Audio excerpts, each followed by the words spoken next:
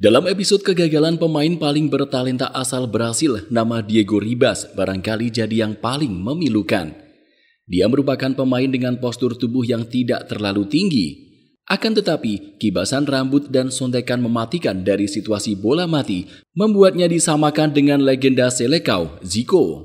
Pemain yang mengukir tinta emas di persepakbolaan dunia itu bahkan mengakui kalau Diego Ribas juga memiliki gaya permainan yang mirip dengannya. Untuk peran yang dimainkan dan cara dia melakukan tendangan bebas, memang benar bahwa kami agak mirip. Tidak hanya itu, pujian juga datang dari legenda Italia Paolo Di Canio yang menyebut kalau Diego Ribas masih lebih hebat dari Ricardo Kaká. Dia hanya satu-satunya pemain yang murni trequartista di sepak bola modern. Cara dia bergerak antar lini sangat sempurna dan sangat sulit menjatuhkan dia. Kaká butuh ruang dan tidak dapat bergerak ke garis lain seperti Diego. Terlebih ketika dia mengontrol dan mengumpan bola tak selembut Bianconero.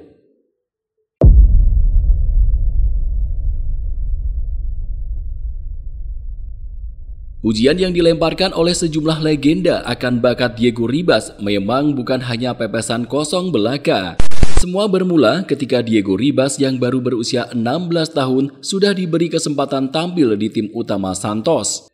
Saat itu, pada tahun 2002, dia bahkan telah diberi kesempatan tampil sebanyak 42 kali dan mencetak 13 gol.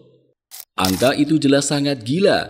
Betapa tidak, dengan usia yang masih jauh dari kata matang, Diego sudah berhasil membuat mata seluruh penggemar Brasil tertuju padanya. Dia menjadi bintang bersama wonderkid lainnya, yakni Robinho. Bersama duet Diego Robinho, Santos dikembalikan ke tempat tertinggi sepak bola Brasil. Diego sukses membawa klub tersebut menjuarai kompetisi Liga pada tahun 2002. Perlu diketahui bahwa terakhir kali Santos menguasai Brasil adalah pada tahun 1968 silam. Tidak hanya bertaji di kompetisi lokal, Diego juga mampu membawa Santos duduk di partai final Copa Libertadores meski harus kandas di tangan Boca Juniors. Di usia yang tergolong masih sangat muda, Diego Ribas sudah menunjukkan performa yang sangat menggoda. Dia digambarkan sebagai pemain yang tahu kapan bergerak ke sektor serangan dan kapan harus melepas bola. Dia juga memiliki kemampuan dribble yang melebihi rekan-rekan setimnya. Diego pandai membuat lawan mati langkah. Meski tidak memiliki kecepatan yang sama dengan Robinho, pergerakan Diego sangat efektif. Itu mengapa dia seringkali menemukan celah di antara ketatnya lini pertahanan lawan. Tampil gemilang bersama Santos, tawaran dari Eropa datang silih berganti. Mulanya, Tottenham Hotspur semangat untuk mengontraknya. Saat itu pelatih Glenn Hoddle sangat terkesima dengan bakat Diego. Sayangnya, kesepakatan gagal terjalin usai terkendala permasalahan paspor. Gagal bergabung dengan Tottenham Hotspur membuat Diego membelot ke Portugal. Saat itu FC Porto tengah mencari pengganti Deco de Sousa yang terbang ke Barcelona. Setelah dilakukan negosiasi, kesepakatan akhirnya terjalin. Diego resmi bergabung dengan FC Porto dan untuk pertama kalinya resmi mendaratkan kaki di Eropa pada tahun 2004.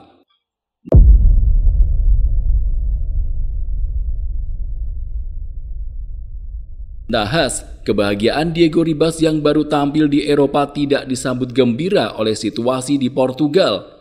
Diego datang ke FC Porto ketika tim tersebut tengah mengalami eksodus besar-besaran. Mereka ditinggal banyak bintang, termasuk pelatih Jose Mourinho yang menerima tawaran Chelsea. FC Porto yang kemudian gagal menambal banyaknya lubang membuat Diego menjadi korban.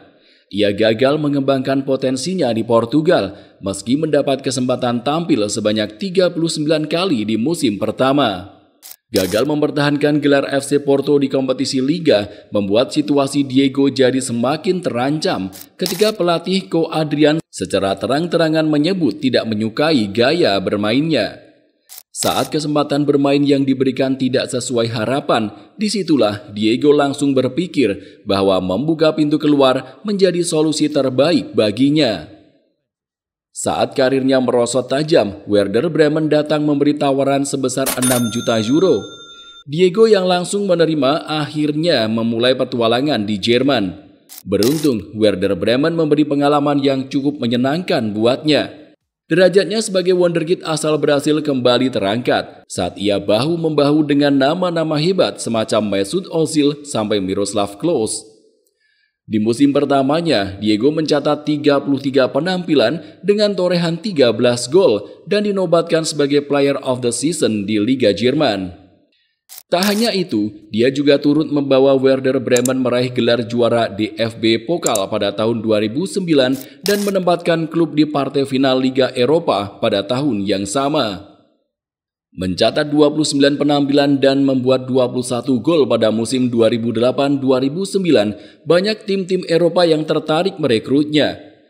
Menurut penuturan Diego, terdapat nama Real Madrid, FC Bayern, sampai Juventus yang mendekatinya.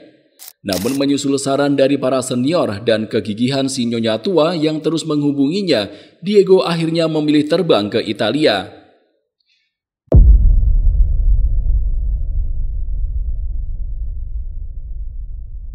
Diego Ribas didatangkan dengan nilai sebesar 27 juta euro, angka yang tentu tidak sedikit bagi pemain yang berusia 24 tahun.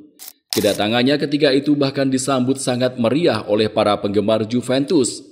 Legenda klub Pietro Anastasi juga turut melempar pujian. Dia mengingatkanku pada Zinedine Zidane dengan perpaduan Roberto Baggio dan Michael Platini. Diego Ribas memang disiapkan sebagai suksesor Alessandro Del Piero. Namun seperti kebanyakan kasus lainnya, ekspektasi besar justru menghancurkan sang pemain itu sendiri. Diego gagal total dan segera dilupakan sebagai remaja paling menjanjikan di Eropa. Ciro Ferrara yang mengusung taktik 4-3-1-2 sejatinya menyesuaikan Diego untuk mengatur serangan.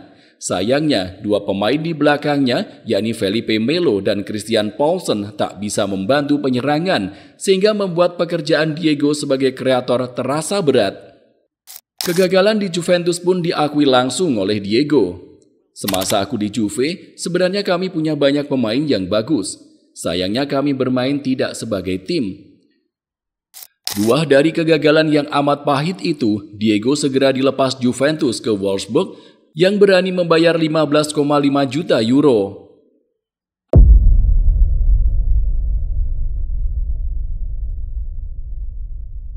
Apes. Meski didatangkan sebagai pemain termahal klub, Diego gagal mengulang kisah suksesnya di Bundesliga Jerman. Dia sama sekali tidak cocok dengan pelatih Steve McLaren. Situasi juga tetap tidak berubah meski Wolfsburg ditangani Felix Magath. Diego akhirnya dilepas ke Atletico Madrid dan sempat melihat ada titik harapan. Namun meski sukses mengantar klub memenangkan gelar Liga dan mencapai partai final Liga Champions Eropa, tak ada niat serius dari Atletico untuk mempertahankannya. Petualangan Diego lantas berlanjut ke Turki bersama Fenerbahce sebelum akhirnya memilih pulang ke Brasil dengan menerima tawaran Flamengo. 7 tahun tampil untuk Flamengo, Diego menyadari bahwa bakatnya memang tak pernah temui kesuksesan. Dirinya pun memutuskan pensiun pada tahun 2023 ketika usianya menyentuh angka 38. Jika kamu suka video ini, silakan klik tombol like dan subscribe channel ini.